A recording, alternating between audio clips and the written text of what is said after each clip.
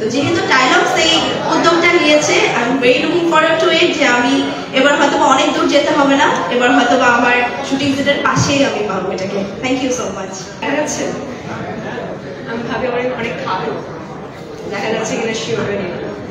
আসসালামু আলাইকুম এভরিওয়ান, আশা করছি সবাই ভালো আছেন এবং সুস্থ আছেন। বরাবরের মতন আপনাদের সবার ফেস দেখলে আমার খুবই ভালো লাগে এবং খুব ভয় ভয় লাগে যে কি কোয়েশ্চেন করে বসেন। তো আজকে কোনো ভয় লাগছে না, আজকে খুবই প্রাউড লাগছে যে আমার ব্র্যান্ড রিমার্ক হারলেন, যারা কিনা এত সুন্দর একটি উদ্যোগ নিয়েছে।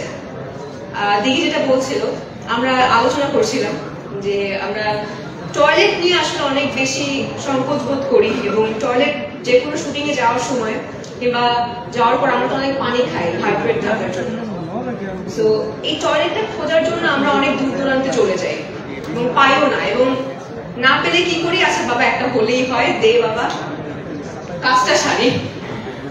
তো এইরকম করে করে না আসলে অনেক নারীরা, অনেক মেয়েরা অনেকভাবে অসুস্থ হয়ে পড়ে, যেটা কিনা আমাদের সবার জন্য মানে কারোর জন্যই কাম্য না।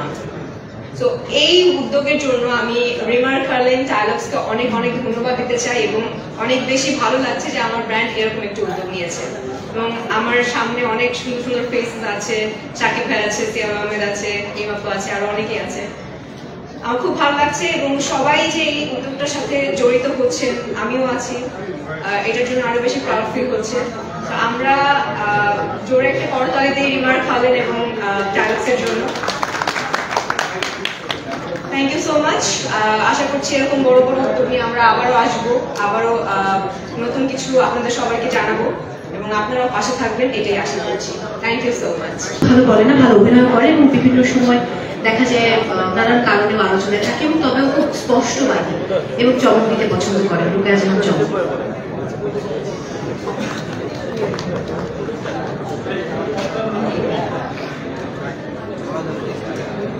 সিঙ্গাপুরের উনি এটা 2001 সালে ওয়ার্ল্ড টয়লেটে ঘোষণা করেন। তো চিন্তা করা যায় সিঙ্গাপুরের মতো একটা সবচেয়ে ডেভেলপড কান্ট্রি ওয়ার্ল্ডের, সেখান থেকে একজন ফিলান্থ্রপিস্ট এসে ওয়ার্ল্ড টয়লেট ডে ঘোষণা করলেন।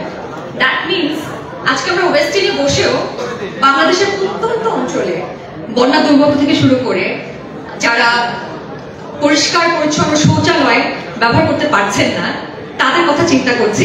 এবং ডায়লগস, থ্যাঙ্কস টু ডায়লগস, যে তারা এত সুন্দর ইনিশিয়েটিভ নিয়েছে যে 10 টাকা করে তাদের প্রত্যেকটা প্রোডাক্ট থেকে যাবে বন্যা দুর্গত থেকে শুরু করে যারা সুবিধা বঞ্চিত আছে তাদের টয়লেট নির্মাণের ক্ষেত্রে। সো আমার মনে হয় দুটো আমি খুব সুন্দর রিলেট করতে পারছি যে জ্যাকসিন সাহেব এবং ডায়লগস একইভাবে চিন্তা করছে। And thanks to dialogues and thanks to হারলেন গ্রুপ, যারা আমাকে এখানে ইনভাইট করেছেন। আমি এটার পার্ট হতে পেরে সত্যি আনন্দিত অ্যান্ড গর্বিত। Thanks all. আসসালামু আলাইকুম। আমি একদমই প্রস্তুত ছিলাম না মঞ্চে ওঠার জন্য এবং আমি জানি না আমি কি বলবো। এখানে বসে যেগুলো ভেবেছিলাম আমি বলতে চাই সেগুলো আমার কলিগরা অলরেডি বলে ফেলেছে। আমরা যারা বিভিন্ন চরিত্রের জন্য বিভিন্ন জায়গায় কাজ করি এবং স্পেশালি ঢাকার বাইরে যাই, তখন আসলে বোঝা যায় যে এরকম হাইজেনিক টয়লেট পাওয়াটা কতটা কঠিন। আমরা তো আসলে এমনিতে প্রিভিলেজ, আমরা এই জিনিসগুলো এখানে যখন থাকি তখন ফেস করি না।